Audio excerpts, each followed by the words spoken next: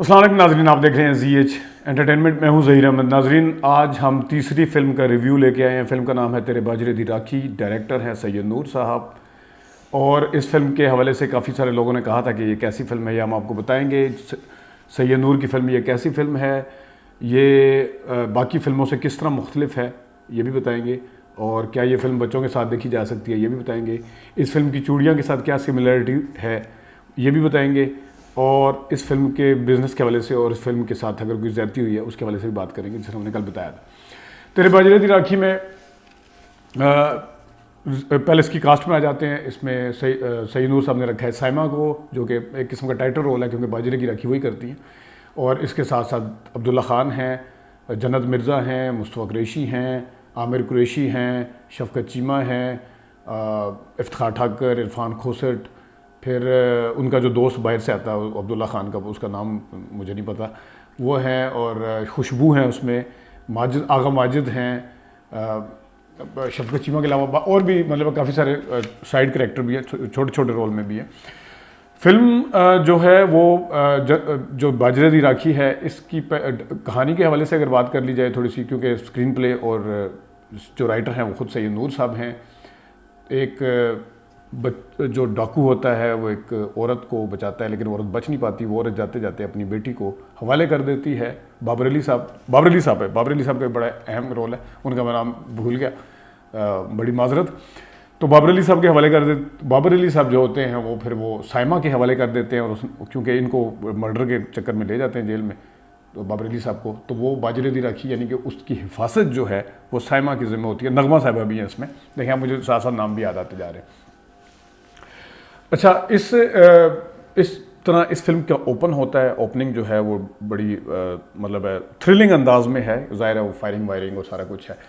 Film की जो direction के हवाले से मैं बात अगर करूँ, ज़ाहिर है सैयद नूर साहब ने 50 से ज़्यादा फिल्में डायरेक्ट की हुई हैं। उसमें जो इस वक्त नया डिजिटल सिनेमा है, सैयद नूर साहब के लिए चैलेंज था। ये मैंने ईद की फिल्मों के हवाले से जब आपको बताया था, उसमें भी मैंने बताया था कि चैलेंज सैयद नूर साहब के लिए ये था कि ये जो डिजिटल टेक्नोलॉजी है, ये जो मल्टीप्लेक्स सिनेमा स्क्रीन्स हैं पुराने सिनेमाओं को छोड़ के, इसके ऊपर वो किस तरह इनकी जो देखने वाले हैं, इनका अपना एक टेस्ट है, अब वो उसके ऊपर कैसे पूरा उतरेंगे।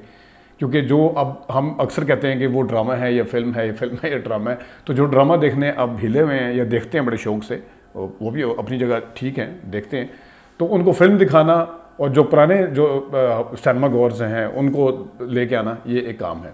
अच्छा, ये एक फिनोमेना जो है, इस पे बाद में आएंगे सिनेमा, क्योंकि किस किस सिनेमे पे आई, किस किस तरह हुआ, इसके ऊपर बाद में आएंगे। डायरेक्शन के वाले से बात कर ले जाते हैं। जैसा मैंने बताया, ओपनिंग बहुत अच्छी है। फिल्म के अंदर जो है ज़ाहिर जो एक्शन सीक्वेंस हैं वो बहुत शानदार तरीके से फिल्माए गए हैं। उसकी प्रोसेसिंग बहुत अच्छी है, सुना बैंकॉक वगैरह से करवाई गई है। और इसकी जो टेक्नोलॉजी ख़ासतौर पे हमारी रवायती फिल्मों में होता था कि वो मुक्कों की या फायर की जो आवाज़ थी वो बड़ी मज़ाहिया से होती थी। इसमें इन्होंने सैयद नूर साहब ने बड़े भरपूर तरीके से इसको यूज़ किया है। और इसी वजह से सिनेमा के ऊपर बैठे हुए लोग जो हैं वो बड़े मतलब अटेंटिव होकर बैठे हुए थे, और बड़े कोई उनका रद्दमल इस तरह का नहीं था जिस तरह का हमारी कुछ फिल्मों का होता था। खैर, उसके ऊपर भी बात हो सकती है कि वो रद्दमल क्यों होता है, बाहर की फिल्मों पे उस तरह का रद्दमल क्यों नहीं होता है। पाकिस्तानी फिल्मों को वैसे ही घर की मुर्गी दाल बराबर समझना शुरू हो जाते हैं, ख़ासतौर पर एक्शन फिल्मों को। तो एक्शन के साथ साथ सीरियस भी है। इसमें जो कॉमेडी की ट्रेल है वो भी बहुत ज़बरदस्त है। सैयद नूर साहब को ये भी क्रेडिट जाता है कि वो फिल्म के फार्मूले को समझते हैं। फिल्म किस तरह बनानी है उसको भरपूर तरीके से वो समझते हैं, किस तरह लेके जाना है, कहाँ पे गाने रखने हैं, कहाँ पे एक्शन सीक्वेंस देने हैं, कहाँ पे संजीदा सीन देने हैं। और जब ये एक चैलेंज होता है वैसे ही, जब आप दूसरी पैरेलल ट्रेल ऐसी चलाएँ जो कि कॉमेडी हो, वो मेन स्टोरी से हट के हो, तो उसको भी लेके चलना है। आपने बड़ा कंपोज रखा जाता है उसको, सारी चीज़ों को। तो ये सैयद नूर साहब का एक और कमाल जो है वो इसमें यह है कि उन्होंने साइमा जी के साथ उन्होंने काम किया। साइमा जी के किरदार के ऊपर बाद में आते हैं, लेकिन जो उन्होंने नए लोगों को चांस दिया, जन्नत मिर्ज़ा टिकटॉकर हैं, फिल्म का कोई एक्सपीरियंस नहीं था, उनको पूरी भरपूर हीरोइन लेके आना, उनके ऊपर गाने पिक्चराइज करवाना, उनसे अदाकारी करवाना, ये भी सैयद नूर साहब को क्रेडिट जाता है। और फिर अब्दुल्ला खान हैं, वो एज़ कम्पेयर टू वो एक्टिंग के उसमें आएंगे कि एक्टिंग उन्होंने कैसी की है, लेकिन उनसे भी काम लिया इन्होंने, इसके ये भी उनको क्रेडिट जाता है। और सबसे बड़ा जो क्रेडिट है वो है फिल्म। अक्सर ये अब डिबेट शुरू हो चुकी है, अक्सर कहा जाता है, कुछ लोग हमारे कमेंट्स भी कर रहे होते हैं, मैंने गुज़िश्ता 2 फिल्मों के रिव्यू पे भी बताया था कि अगर वो फिल्म ड्रामा देख रहे हैं तो ठीक है, इट्स ओके, उनका शौक है। लेकिन कुछ लोग जो हैं वो फिल्में देखना चाहते हैं मतलब जो ड्रामे से हट के हो। तो मतलब है कि इसके अंदर जो टच है वो भरपूर फिल्म का टच है। क्या सिनेमेटोग्राफी है इसकी, क्या बैकग्राउंड म्यूज़िक है, क्या एक्शन सीक्वेंस है, हर चीज़ को जो फिल्माया गया है। खाम खाब में जिस तरह ड्रोन का आजकल लोगों को वो ड्रोन मिला हुआ है, उसको यूज़ करना शुरू हो जाते हैं। खाम खा का इस्तेमाल नहीं किया उन्होंने, लेकिन इन्होंने जो कैमरा वर्क किया वो बहुत ज़बरदस्त तरीके से करवाया है। और इसके साथ साथ जो इस फिल्म की अच्छी बात है, जिसमें मैंने पहले बताया कि एक बिल्टअप है, स्टार्टिंग है बड़ी थ्रिलिंग, दरमियान में जो है वो स्टोरी समझ आती है, करैक्टर आते हैं और ख़ास तौर पे जब पहले हाफ से पहले कॉमेडी की जो एक ट्रेल पैरेलल है, इफ्तिखार ठाकुर साहब हैं, आगा माजिद साहब हैं, इरफान खोसर साहब हैं, खुशबू है, वो जो हैं वो बीच में ऐड होते जाते हैं। और किस तरीके से दोबारा फिर जो दूसरा हाफ है उसमें किस तरीके से उस कॉमेडी के ट्रेल को लेके चले कि देखने वाले बोर भी ना हों, हंसें, और हंसी आई लोगों को। और उसके साथ साथ वो जो आगे फिर उन्होंने वापस लेके आए हैं। और जो बाकायदा मैं अक्सर कहता हूँ, ख़ास तौर पे मैंने घबराना नहीं पे कहा था कि दूसरा हाफ बड़ा बोर था, घबराना नहीं है का। तो इसमें ख़ास तौर पे इस फिल्म में जो क्लाइमैक्स है वो भरपूर तरीके से है, यानी डायरेक्टर जो है वो अपने हाथ में रखे हुए है फिल्म भरपूर तरीके से। किस तरह कॉमेडी करवानी है, किस तरह एक्शन सीक्वेंस कराने हैं, किस तरह किसको डायलॉग बुलवाने हैं, आमिर कुरैशी को कैसे दिखाना है, और किस तरह एक क्लाइमैक्स के टाइम पे गाने को लेके आना है, ये सारा क्रेडिट जो है वो जाता है सैयद नूर साहब को। और ये भरपूर तरीके से हम कह सकते हैं कि एक फ़िल्म है। अच्छा, इसकी ये तो फिल्म का और इसका डिफरेंस मैंने आपको बताया। अब आते हैं एक्टिंग के डिपार्टमेंट में। एक्टिंग की हवाले से अगर देखा जाए, साइमा ने टाइटल रोल है बाजरे दी राखी, क्योंकि वही करती हैं। मैं कहता हूँ कि बहुत ज़बरदस्त तरीके से डाकू रानी, मजाजन के बाद और चूड़ियाँ के बाद, चूड़ियाँ में चलें एक रवायती हीरोइन थी, लेकिन उन 2 फिल्मों के बाद मेरे ख्याल में बाजरे दी राखी भी जो है वो कहा जा सकता है कि साइमा साहिबा की बहुत अच्छी फिल्म है, जिसमें उन्होंने अपने कंधों के ऊपर जिम्मेदारी उठाई है पूरी फिल्म को उठाने की। इसके साथ साथ मैं अगेन क्रेडिट दूंगा जन्नत मिर्ज़ा के साथ साथ सैयद नूर साहब को कि उन्होंने एक टिकटॉकर को लेके, क्योंकि इस वक्त टीवी से अदाकार जो आते हैं वो कम से कम टीवी पे काम कर चुके होते हैं, वो कैमरे के एंगल को, एक्टिंग की रुमूज़ो काफ जिसे कहते हैं, इची बिची जिसे कहते हैं, उसको समझते हैं बारीकियों को।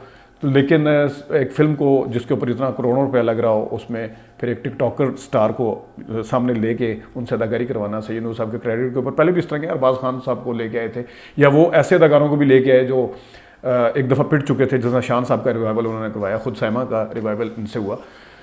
तो ये क्रेडिट जन्नत मिर्ज़ा को लेने का और जन्नत मिर्ज़ा से अदाकारी करवाने का क्रेडिट उनके ज़िम्मे है। वो बहुत ज़बरदस्त नज़र आई हैं। अगर साइमा जो थी उसमें बिल्लो चूड़ियाँ वाली, उसके साथ कंपैरिजन करें, ठीक है, वो साइमा ने जब चूड़ियाँ की थी बहुत ज़्यादा वो एक्सपीरियंस्ड स्टार बन चुकी थी, लेकिन जन्नत मिर्ज़ा ने भी कहीं भी मायूस नहीं किया, बहुत अच्छी अदाकारी की, गानों में भी ठीक अदाकारी की। जो मजाक का सीक्वेंस है वो मारती है जो सारा को, वो भी अच्छा है, वो उसमें उसके अंदर भी जम के अदाकारी हो, जो सीरियस उसके सीन हैं वो भी ज़बरदस्त किए हैं।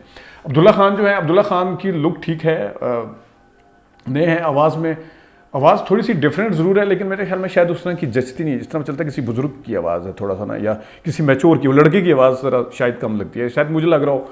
लेकिन थोड़ा सा, मगर ओवरऑल ठीक है। लेकिन अगर आप जन्नत मिर्ज़ा के मुकाबले में बात करें तो हालांकि इनके किरदार में, दोनों के किरदारों में शेड्स बहुत थे, क्योंकि ये भी एक बेटा है, फिर मुस्तफ़ा क़ुरैशी साहब का भी सामना करना है अब्दुल्ला खान ने, फिर हीरोइन का भी करना है, फिर साइमा साहिबा का भी सामना करना है। मतलब शेड्स इनके करैक्टर में भी अच्छे खासे थे, ये नहीं कह सकते कि इनका वो रवायती रोल था, तो उसमें भी थे, तो वो ठीक है। बाकी मैं बड़ा हैरान हुआ हूँ देख के आमिर कुरैशी साहब को, जिस तरह उन्होंने सैयद नूर साहब ने काम लिया है उनसे, और उनके पोटेंशियल को भरपूर तरीके से यूज़ किया। आमिर कुरैशी साहब को अभी तक फिल्मों के अंदर किसी ने उस तरह, ब्लाइंड लाइन में ठीक था उनका रोल, लेकिन बाकी फिल्मों में भी और ड्रामों में तो ख़ास तौर पे आते हैं, लेकिन इसमें भरपूर तरीके से उनको इस्तेमाल किया है। उनकी आवाज़, उनके एंगल्स, उनके चलने का, बैठने का अंदाज़, जो सिनेमा जिस तरह की दहशत दिखाई जानी थी उसके अंदर वो है। मुस्तफ़ा क़ुरैशी साहब भी अच्छे रहे। मुस्तफ़ा क़ुरैशी साहब की बीवी जो बनी है वो भी, जो आमिर कुरैशी की माँ होती है, उन्होंने बहुत अच्छी अदाकारी की है। खुशबू के ऊपर तवक्को कर रहे थे कि हम कोई शायद गाना होगा, जिस तरह उसमें सना के ऊपर था चूड़ियाँ में, लेकिन इसमें गाना नहीं है। खुशबू पर अच्छी ठीक किया उन्होंने रोल, लेकिन आगा माजिद ने, सखावत नाज ने ख़ास तौर पे, और इफ्तिखार ठाकुर ने, मैं कहता हूँ क्या बात है इन सब की। इनको हमें चाहिए कि मैं पहले भी जब चल मेरा पुत का मैंने रिव्यू दिया था उसमें भी कहा था कि हम इनको क्यों यूज़ नहीं करते, हमारे अपने लोग हैं, प्राय मुल्क वाले जाके यूज़ कर रहे हैं, वो भरपूर फ़ायदे उठा रहे हैं, बिजनेस भी करवा रहे हैं, तो हम क्यों नहीं कर सकते। इनके ऊपर भी हम फिल्में उसी तरह बना सकते हैं जिस तरह अली जहाज, नन्ना, रंगीला वगैरह के हवाले से बनती थी, और कॉमेडी फिल्मों का तो आजकल वैसे भी ट्रेंड है। अच्छा, अब आते हैं गानों की तरफ। गानों में सिमिलरिटी जो है मैं चूड़ियाँ के साथ इसकी बाद में बताता हूँ। गानों में आते हैं, गाने जो हैं इसके दाइमा फारूक जो हैं उन्होंने, और शैवल ख़ान हैं उन्होंने, और एक आधे में जो रिमिक्स गाना है उसमें शाजिल नूर का भी नाम है जो सईद नूर साहब के बेटे हैं, और शायद अंग्रेज़ी वाली जो है ट्रेल उसके ऊपर है, जी करदा वाले में उनका नाम है जी करदा। ये सिमिलरिटी पे भी आऊँगा। एक जी करदा गाना है जो इसी तरह इनके ऊपर पिक्चराइज हुआ अब्दुल्ला खान के ऊपर, वो ज़ाहिर है शैवल ख़ान ने गाया है, या शैवल, मैं अगर प्रोनाउंसिएशन में कोई गलती कर रहा हूँ, मैं नाम क्योंकि पहले नहीं सुना। तो बाकी जो गाने हैं, तैनू वेखा ते वेखी जावा, तक तक मर जावा, दाइमा ने और शैवल ने बहुत अच्छा गाया है, जन्नत मिर्ज़ा ने बहुत अच्छा पिक्चराइज कराया, साथ में अब्दुल्ला खान ने भी बहुत ज़बरदस्त तरीके से इसको किया है, पिक्चराइज किया है। और एक और गाना है जो बहुत मज़े का गाना है, देखो जी नैना विच वेखो, तो वेखो जी नैना च वेखो, ये बहुत ज़बरदस्त है। मतलब एक भरपूर तरीके से थियात्र का बैकग्राउंड है, अपने जो नए लोग हैं उन्होंने गाना गाया है, पिक्चराइज भी अपने लोगों के ऊपर किया, तो प्योर जिसे कहते हैं पाकिस्तानी टच हर लिहाज से, कल्चर के से लेके जो चूड़ियाँ में आपको या मेहंदी वाले हाथ में नज़र आया था, वो उसके बैकग्राउंड से लेके सब कुछ इसमें नज़र आता है। तो ये गाना था। अच्छा, एक गाना है अखां विच सुपने, ये गाना क्योंकि अगर मैं थोड़ा सा आपको बता पाऊँ, उसमें गाना था कि अखियां विच जाग गए पे सुपने नए नकोर, ये है तकरीबन पहले बाजरे दी राखी वाला गाना, उसके बाद ये वाला गाना है, ये अकेले उनके उसके ऊपर है, जन्नत मिर्ज़ा के ऊपर, सपने नए नकोर। तो इस गाने को सुन के मुझे मेहंदी वाले हाथ का गाना याद आता है, मेरा अंग अंग शर्मांदा है, कुछ आंदा है कुछ जानदा है, पता नहीं कि वो मैं हो गई नई नकोर, बदल गए मेरे टोर, हो गई मैं होर दी होर। तो इसमें भी गाना है, सुपने जागे नए नकोर, हो गई मैं होर दी होर। तो आप उसकी धुन नहीं है उस तरह की, बोल भी उस तरह के नहीं है, लेकिन एग्जैक्टली आइडिया जो, या थोड़ा सा आपको याद आता है मेहंदी वाले हाथ का वो गाना जो उसमें सायरा नसीम ने गाया था। अच्छा, आगे जो तेरे बाजरे दी राखी, वैसे तो अंजुमन साहबा का गाना था, वहीं से शायद नाम भी लिया गया है, लेकिन कहानी के हिसाब से बिल्कुल नाम परफेक्ट है। अंजुमन का गाना था तेरे बाजरे दी राखी मैं ना कर पाऊँगी, मैं सजना मैं घबराऊँगी, जो भी था। इसमें जिस टाइम ये बच्ची को लेके आती है साइमा, तो उस टाइम वो दिखाया कि तेरे बाजरे दी राखी मैं अड़िया, मैं अपने ज़िम्मे लई व जो भी है उसका, और बहुत अच्छा पिक्चराइज हुआ ये गाना। बाबर अली साहब के ऊपर आते हैं। बाबर अली साहब को मैं भूल गया था बीच में, बाबर अली और शफकत चीमा को, ये भी बहुत ज़बरदस्त है। नगमा ख़ास तौर पे, नगमा साहिबा को बाबर अली से हमें भरपूर काम लेना चाहिए। जिस तरह डाकू रानी में शान थे, इस तरह बाबर अली के सीन कम हैं, 2-3 सीन हैं, शुरू में आते हैं और एंड पे आते हैं, लेकिन बहरहाल बाबर अली, हम अक्सर कहते हैं कि नए लोगों को पुराने रोल, बुढ़ों के रोल देने से बेहतर है, या जो एजेंट हैं कम अज़ कम, करैक्टर एक्टर जिसे कहते हैं, वो देने से बेहतर है कि इस तरह के लोगों को सामने लेके आया जाए। तो बाबर अली की आवाज़ बहुत अच्छी है, उनके फेस एक्सप्रेशन बहुत अच्छे हैं, उनको भी भरपूर तरीके से यूज़ किया जा रहा है। शफकत चीमा साहब की क्या बात है, नगमा साहिबा हैं, वो उन्होंने भी भरपूर तरीके से अदाकारी की है। अगेन फिर मैं गानों का मैंने तकरीबन आपको बता दिया। एक और गाना भी है जिसमें अड़े जावे परदेसिया दिल कानू ला लिया, तो ये उसके ऊपर है जिस टाइम साइमन के ऊपर पाबंदी लगा देती है मिलने पे दोनों पे। तो ये कुछ गानों का है। अब इसकी छोटी सी देखें, एक होती क्रिटिसिज्म जो बड़ी जिसे कहने चाहिए मेरिट पे होती है, एक होती है कुछ लोग जो क्रिटिसिज्म ख़ासतौर पे हमारे रिटर्न अंग्रेज़ी पेपर वाले करते हैं, और मैं देखूंगा कि वो क्या इसके ऊपर क्रिटिसिज्म करते हैं, उनके अंदर कोई बाइस तो नहीं है जिस तरह वो पहले अक्सर करते होते हैं। तो अगर बगैर बाइस के क्रिटिसिज्म की जाए तो बहुत ज़बरदस्त है। इसमें छोटी छोटी गलतियाँ हो सकती हैं, जिस तरह जिस वक्त जन्नत मिर्ज़ा और साइमा वहाँ बाहर खेतों में जा रहे हैं, सामने से वो गुंडा आ जाता है, तो वो यूं करके देखती है साइमा, तो बैक से उनको दिखाया कि वो जन्नत मिर्ज़ा को यूं करके देख रही हैं, लेकिन सामने से उसी टाइम पे बिल्कुल सामने से वो सामने ही देख रही होती है। दोनों एंगल मतलब सेम, उसी 1 सेकंड का फ़र्क भी नहीं है।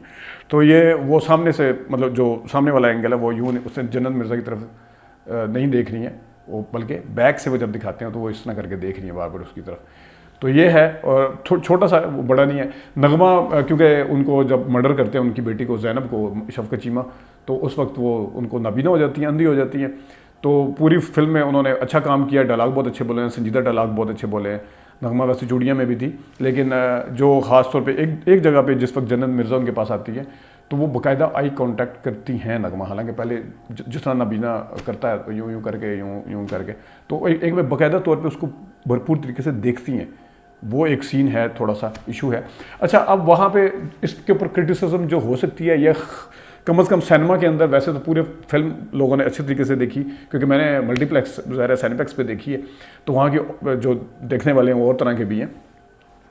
जो क्रिटिसिज्म की जा सकती है, जो शफ़क़त चीमा को 6 गोलियाँ क्यों लग गई, वो उठ के कैसे आ गया दोबारा 6 गोलियाँ लगने के बाद, ये मैं बता रहा हूँ आपको पहले से, ठीक है। या यह है कि बाबर अली जो है वो उसने 14 साल बाद आना था, तो अगर 3 साल की बेटी भी थी तो वो कुछ लोग वहाँ पे थोड़े कह रहे थे कि बाबर अली साहब वापस क्यों नहीं आए अभी तक।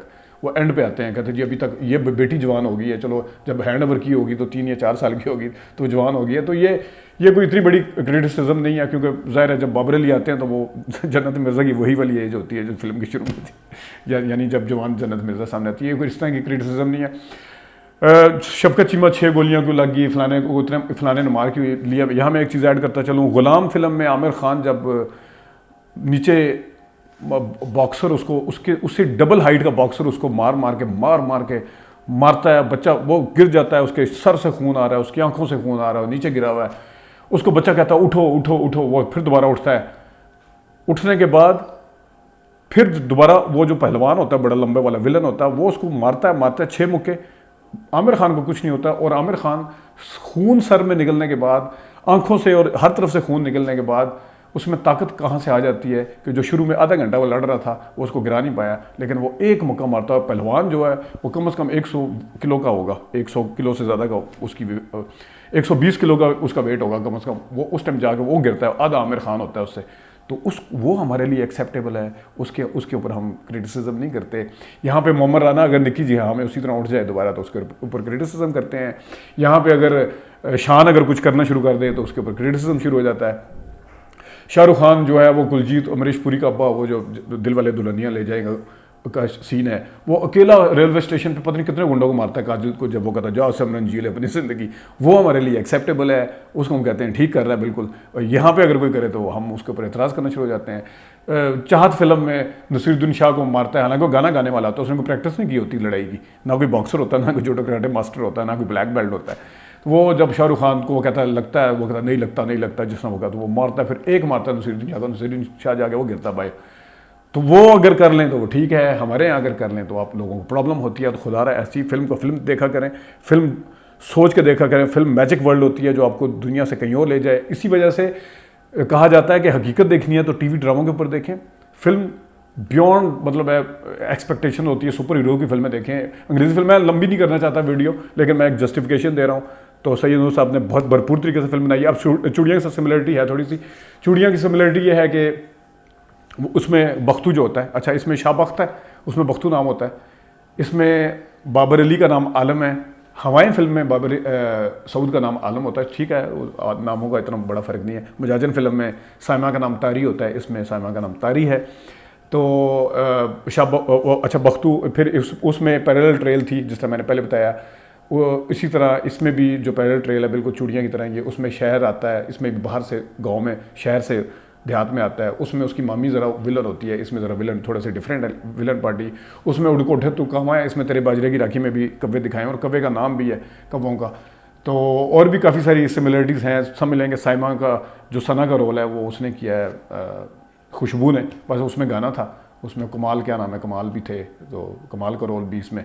इसी तरह के करैक्टर हैं, काफ़ी सारी सिमिलरिटीज़ हैं चूड़ियाँ की, कल्चर दिखाया है। लेकिन अगेन वो 24 साल पहले फिल्म बनी थी, वो सैयद नूर साहब की अपनी सोच थी, अपनी क्रिएशन थी, अपनी प्रोडक्ट थी। उसको अगर उन्होंने रीमेक किसी हद तक, मैं भरपूर नहीं कह रहा, जैसा गाने में भी मैं हो गई और दी और मेहंदी वाले हाथ का गाना किसी हद तक किया है, तो वो भी उनकी प्रोडक्ट थी, ये भी उनकी। अब एक नई जनरेशन आ चुकी है, लेकिन सैयद नूर साहब को क्रेडिट जाता है कि वो भरपूर मुकाबला कर रहे हैं, इस दौर में मुकाबला कर रहे हैं। और एंड पे मैं जिस सिनेमा वालों को बताया था, कराची में ये फिल्म नहीं लगी, इस्लामाबाद में इस फिल्म को ऑड टाइमिंग में शोज़ दिए गए हैं, ओडियन में भी शोज़ इसी तरह दिए गए हैं। सिनेपैक्स वालों ने ठीक है कल शो ठीक चलाया जो जिना पार्क में है, लेकिन ये शोज़ में भी 2 नंबरी करते हैं। तो इस तरह की ज़्यादतियाँ नहीं ना की जाए फिल्म देखने के लिए जब लोग आ रहे हैं। और दूसरा ये कि अगर ड्रामा फिल्म बन रही है और कॉमेडी फिल्में कराची बेस्ड बन रही हैं, तो इस पंजाबी फिल्म जो हम ये भी अपना कल्चर है, पाकिस्तान का कल्चर है, जिसने पंजाब नहीं जाऊँगी में भी पंजाब का कल्चर दिखाया था, उर्दू में दिखाया था। तो ये अपना कल्चर है, भरपूर तरीके से फिल्म बनाई है, आपको मायूस नहीं करेगी और फिल्म लगेगी। मैं ये नहीं कह रहा कि वो क्यों बना रहे हैं, वो ज़बरदस्त फिल्में वो भी बना रहे हैं, पाकिस्तान की इंडस्ट्री को फ़ायदा हो रहा है, सिनेमा को फ़ायदा हो रहा है, लेकिन ये भी फ्लेवर है। अगर वो लोग अपने अंदाज से फिल्में बना रहे हैं तो ये अपने अंदाज की एक फ़िल्म है, तो भरपूर तरीके से इसको देखें। मैं इसको सिनेमा वालों से भी दरख्वास्त करूँगा कि भरपूर तरीके से फिल्म इंडस्ट्री को आगे ले जाने के लिए ताउन किया जाए। अभी तक के लिए इतनी इजाज़त दीजिए, अल्लाह हाफ़िज़।